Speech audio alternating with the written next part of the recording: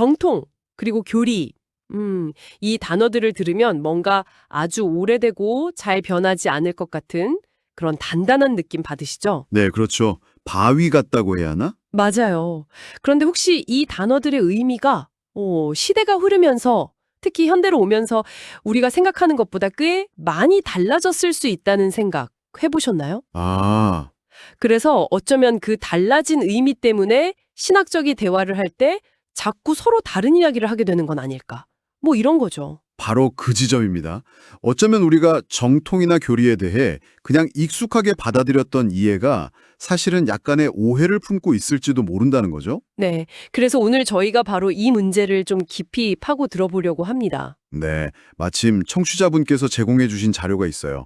형럼서원 고경태님의 오해된 정통과 교리 개념이라는 글의 발췌문인데요. 아, 네네. 이걸 바탕으로 신학에서 정말 중요한 개념들이죠. 정통, 오토독스, 그리고 교리, 도그마 독트렌, 이 개념들이 현대 사상의 어떤 격변기를 거치면서 그 의미가 어떻게 변화했는지 특히 신학자 칼바르트의 관점을 중심으로 한번 자세히 들여다보겠습니다. 이 자료가 흥미로운 게 그냥 신학 내부 이야기만 하는 게 아니더라고요. 그렇죠. 뭐 니체라던가 프로이트 같은 사상가들, 아니면 또 1차 세계대전이나 68혁명 같은 굵직한 역사적 사건들, 이런 것들이 어떻게 신학적 개념 변화에 영향을 미쳤는지 그걸 연결해서 보여주려고 하더라고요. 맞습니다. 그래서 왜 같은 교리라는 단어를 쓰는데도 신학자들끼리 논쟁하는 걸 보면 가끔씩 전혀 다른 얘기를 하는 것처럼 이렇게 평행선을 달리는 것처럼 느껴질 때가 있잖아요. 네네, 답답할 때도 있고요. 바로 그 배경을 이해하는 데 좀 실마리를 주지 않을까. 네, 그렇게 기대하고 있습니다. 좋습니다. 그럼 이번 분석의 목표는 명확하네요. 그 복잡하게 얽혀있는 논쟁들, 특히 뭐 칼바르트 신학을 둘러싼 논쟁이라든지 아니면 좀 더 넓게 현대 신학의 여러 이야기들이 왜 이렇게 서로 다른 출발점에서 이야기하는 것처럼 느껴지는지 그 근본적인 이유를 파헤쳐 보는 것. 네. 정통과 교리라는 겉으로는 같아 보이는 용어 속에 숨겨진 그 서로 다른 의미의 층들을 좀 드러내보자는 거죠. 그래서 청취자분들께서 이 복잡한 지형도를 조금 더 명확하게 이해하실 수 있도록 돕는 것이 저희 목표입니다. 좋습니다. 그럼 어디서부터 이야기를 풀어가 볼까요? 자료는 우선 현대라는 시대 구분 여기서부터 시작하던데요. 네, 그렇죠. 보통 사상사적으로는 니체의 조금, 1900년이죠. 이걸 기점으로 보기도 하고, 현실 역사에서는 1차 세계대전 1914년 이걸 기점으로 보기도 하고요. 네, 어느 쪽을 기준으로 삼든 중요한 건 이전 시대와는 뭔가 근본적으로 달라졌다, 단절이 일어났다, 이런 문제의식은 공유하는 것 같아요. 니체가 신은 죽었다고 말하면서 기존 가치체계를 뒤흔들었다면 그렇죠. 1차 대전은 서구 문명이 스스로 쌓아 올렸다고 믿었던 그 이성, 진보에 대한 믿음을 그냥 현실적으로 박살내버린 사건이었고요. 여기에 또 프로이트가 등장하죠. 무의식이라는 세계를 드러내면서 인간을 이해하는 방식 자체를 완전히 바꿔놓았습니다. 네. 우리가 의식하는 나가 전부가 아니고 사실은 그 밑에 억압된 욕망이나 기억 같은 보이지 않는 힘들이 우리 행동을 막 좌우한다. 이런 생각은 당시로서는 정말 충격적이었을 것 같아요. 그럼요. 이성, 진보, 의식적 자아 이런 단단하다고 믿었던 기반들이 막 흔들리는 경험이었겠죠. 그리고 다료는 이런 거대한 인식의 전환이 1968년 우리가 흔히 68혁명이라고 부르는 시기를 거치면서 사회 전반으로 확산됐다고 보고 있어요. 네. 그리고 이때를 기점으로 진리를 어떻게 보느냐에 따라서 좌파와 우파의 성향 분화가 좀 더 뚜렷해졌다고 분석합니다. 아, 진리를 보는 관점이요? 네.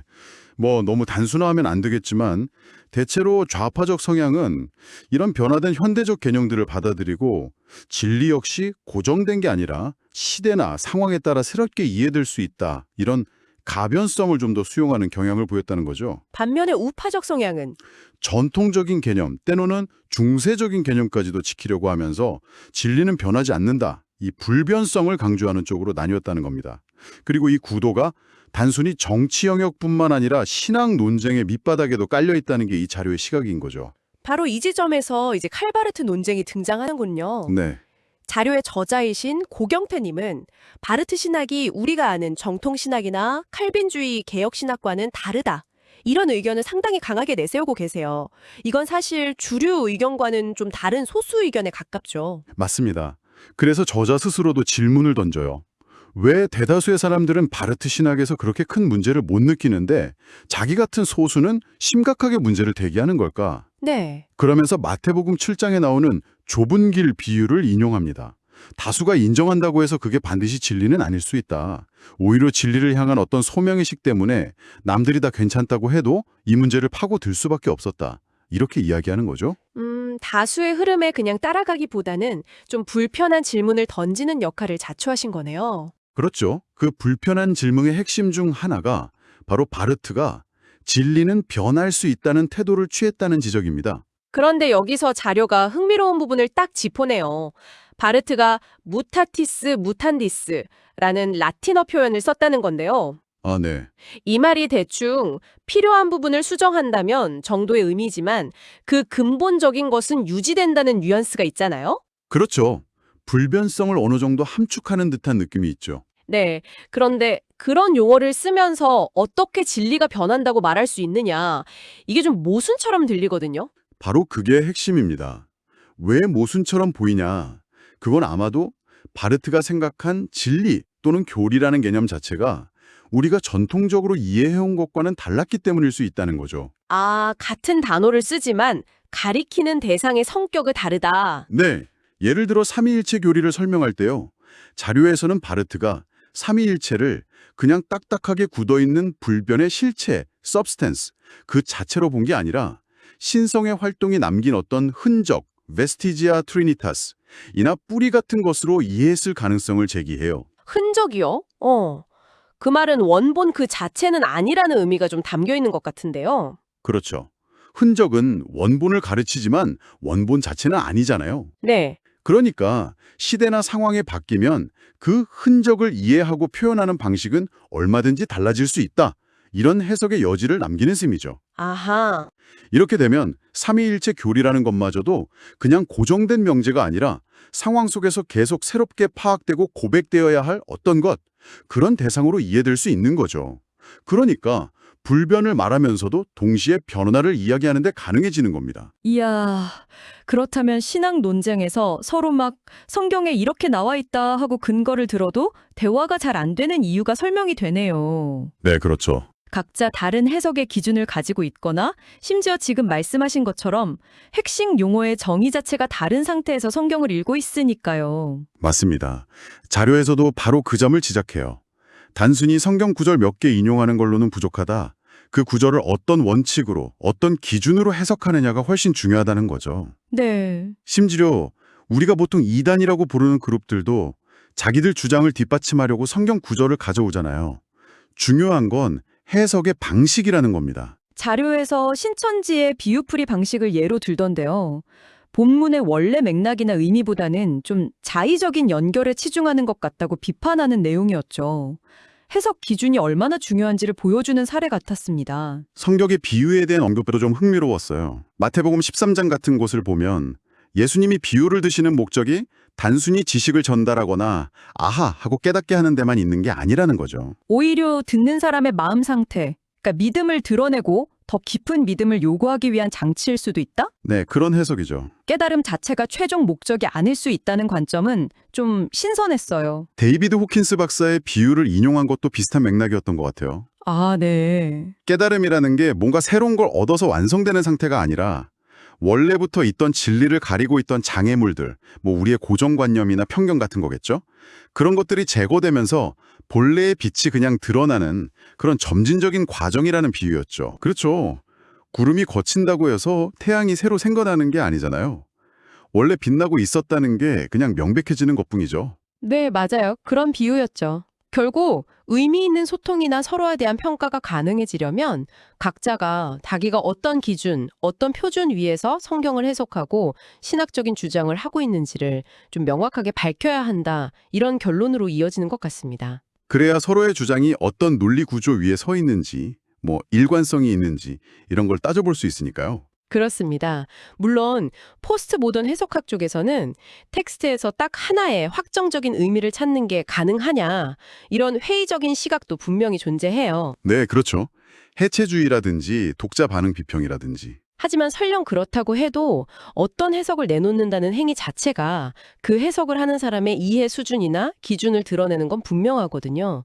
그러니까 자신의 기준을 투명하게 공개하는 것이 건강한 토론의 시작이라는 겁니다. 그런 점에서 보면 좀 역설적이긴 한데 자료는 바르트를 자신의 입장을 굉장히 명확하게 드러낸 신학자로 평가하더라고요. 오, 오히려 명확했다고요? 네.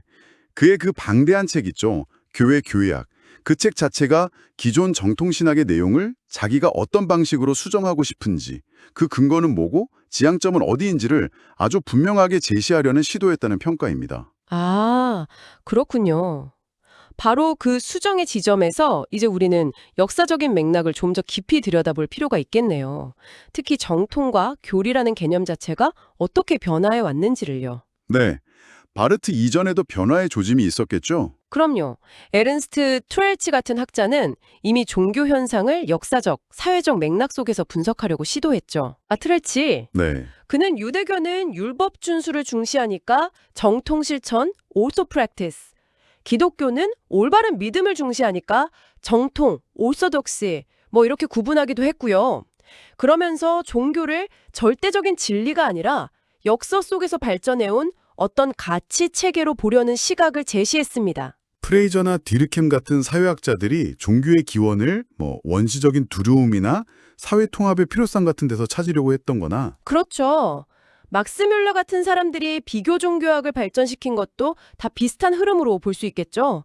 기독교 역시 여러 종교 중 하나로서 비교 연구의 대상이 되기 시작한 거니까요. 이런 분위기 속에서는 정통이라는 개념의 의미도 예전과는 좀 달라질 수밖에 없었겠네요. 네, 그래서 자료는 바레트가 어쩌면 정통, 오르서독시라는 말을 쓸 때 그걸 단순히 머리로만 아는 의견, 독사의 문제로 좀 축소시키고 실제적인 삶에서의 실천, 프락시스이나 순종, 오비디언스가 빠진 상태로 이해했을 가능성을 제기해요. 아, 행함이 없는 믿음 같은 느낌인가요? 네, 예전에 청교도 신학자 존 오웬이 그런 경향을 솔리피디언, 즉 오직 믿음뿐이라고 주장하면서 행함을 경시하는 태도를 비판했는데 그것과 좀 비슷한 문제의식을 가졌을 수 있다는 거죠. 그렇다면 더 결정적인 변화는 교리, 도그마 개념에서 일어난 것 같네요. 맞습니다. 보통 우리가 교리라고 하면 325년 니케아 공회부터 시작해서 451년 칼케돈 공회까지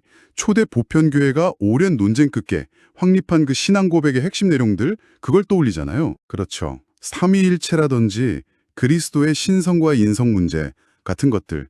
물론 그 안에서도 동방교회랑 서방교회가 필리오케 문제로 갈등하기도 했지만 기본적인 틀은 공유된다고 여겨왔죠. 네. 그런데 바르트는 교리 교회학 서론에서 교리를 완전히 새롭게 정의한다고요. 네, 그렇습니다. 거기 인용된 독일어 원문을 우리말로 좀 풀어보면 대략 이런 내용이에요. 교의학 도구마틱은 교회가 하나님에 관해서 고유하게 말하는 내용이 있잖아요. 그것에 대한 교회의 자기검증 작업이다. 그리고 이 말함, 리데를 통해서 추구되고 발견된 그 올바른 내용을 우리는 교의, 도구마라고 부른다. 잠깐만요. 그럼 교리라는 게 과거 공유회에서 결정된 어떤 고정된 문장이 아니라 교회가 지금 여기서 하나님에 대해서 올바르게 말하려고 막 애쓰는 과정? 그 속에서 찾아지는 내용이라는 건가요? 정확히 보셨습니다. 와, 이건 굉장히 동적인 개념인데요? 네, 이게 정말 엄청난 전환점인 거죠. 바르트에게 교리는 박물관에 있는 유물처럼 그냥 보존해야 할 과거의 어떤 문장이 아니에요. 아, 오히려 현재 교회의 설교나 선포, 신학적인 성찰 속에서 끊임없이 다시 확인되고 새롭게 표현되어야 하는 살아있는 그 무엇이 되는 겁니다. 하나님에 대한 교회의 올바른 말함, 리데, 그 행위의 다체와 그 내용을 다 포괄하는 개념으로 확장이 된 거죠. 와, 그렇다면 바르트나 혹은 그에게 영향을 받은 신학자들이 우리는 교리를 중시한다 라고 말할 때 그 의미는 우리가 일반적으로 생각하는 그 전통적인 의미의 교리를 문자 그대로 지킨다는 뜻과는 전혀 다를 수도 있겠군요. 바로 그겁니다. 이 잔류의 저자이신 고경태 님도 자신은 교리를 강조한다고 말하지만 그분이 의미하는 교리는 보편 공의회에서 결정된 역사적인 문장으로서의 전통적 교리인 거죠. 아, 정의가 다르군요. 네. 반면에 바르트가 말하는 교리는 훨씬 현재적이고 역동적인 개념이고요. 그러니 같은 교리라는 단어를 쓰면서도 서로 전혀 다른 이야기를 하게 되고 논쟁이 겉돌거나 서로를 오해하게 되는 상황이 발생하는 겁니다. 네. 자료는 더 나아가서 WCC, 즉 세계교회협의회 같은 에큐메니컬 운동에서 삼위일체론을 어떤 포괄적인 신학적 기준으로 삼으려는 경향 같은 것도 어쩌면 이렇게 좀 유동적인 바르트의 교리 개념과 관련이 있을 수 있다고 분석하기도 합니다. 이야, 정말 이 지점을 이해하는 게 핵심이네요. 오늘 우리가 살펴본 내용을 좀 정리해보면 정통과 교리는 우리가 막연히 생각했던 것처럼 그냥 시간이 흘러도 변치 않는 고정된 개념이 아니었다는 거네요. 네. 특히 현대 사상의 도전을 거치면서 칼 바르트 같은 신학자들에 의해서 그 의미가 상당히 재정이 되었다는 거죠. 네. 교리는 단순히 과거 공의회의 결정사항에 머무른 게 아니라 교회가 지금 여기에서 하나님에 대해 올바르게 말하고 선포하려고 끊임없이 노력하는 것, 그리고 그 내용 자체를 의미하게 되었다. 이렇게 정리할 수 있겠군요. 그렇습니다. 그렇기 때문에 청취자분들께서 앞으로 어떤 신학 관련 논의를 접하실 때 누군가가 정통이다, 교리다 이런 이야기를 한다면 한 걸음 더 나아가서 한번 질문을 던져보실 필요가 있다는 겁니다. 어떤 질문일까요? 지금 당신이 말하는 그 교리는 역사적으로 확정된 그 신조, 그 문장을 의미하는 건가요? 아니면 현재 교회의 신앙 이해나 선포, 혹은 그걸 찾아가는 탐구 과정 자체를 의미하는 건가요? 아, 이 질문 하나만으로도 겉으로 보이는 논쟁 이면에 숨어있는 근본적인 시각 차이를 발견하고 어쩌면 대화의 실마리를 찾는 데 도움이 될 수 있을 겁니다. 네, 아주 중요한 지적이십니다. 오늘 논의는 신학이라는 특정 분야에 좀 집중했지만 저는 마지막으로 이런 생각거리를 좀 던져드리고 싶어요. 네, 이렇게 핵심적인 용어의 정의가 시대나 혹은 어떤 집단에 따라서 달라지고 이것 때문에 소통에 어려움이 생기는 현상. 이게 과연 신학만의 문제일까요? 다른 분야에서도 있을 수 있겠네요. 그렇죠. 혹시 청취자분들께서 몸담고 계신 분야, 뭐 정치든 경제든 과학이든 아니면 그냥 일상의 업무 현장에서든 비슷한 경험을 하고 계시진 않은가요? 아, 상대방이 사용하는 핵심 단어의 의미, 그 정의를 먼저 명확하게 파악하려고 노력하는 것이 서로의 주장을 더 깊이 이해하고 좀 더 생산적인 대화를 이끌어가는데 얼마나 중요한 열쇠가 될 수 있을지 한번 곱씹어 보시면 어떨까 싶습니다.